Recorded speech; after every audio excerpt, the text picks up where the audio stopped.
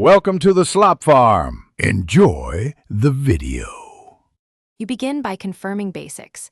The TV has power, firmware is current, and room light is dimmed so changes are visible. Once done, press the remote menu or settings, navigate to picture, and find brightness and backlight controls. You adjust backlight first to shift overall screen luminance because it preserves contrast more than raw brightness.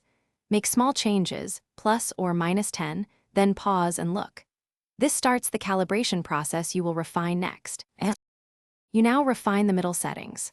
First, set backlight to the level you want for peak luminance, then use brightness to reveal true black detail without crushing shadows.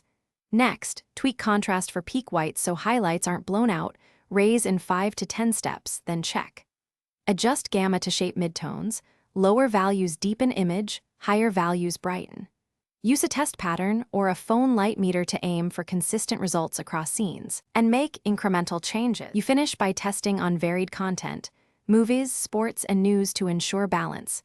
Enable local dimming if you need deeper blacks, but make sure it doesn't cause haloing. If it does, turn it off. Save your settings as a custom picture mode so you can revert quickly.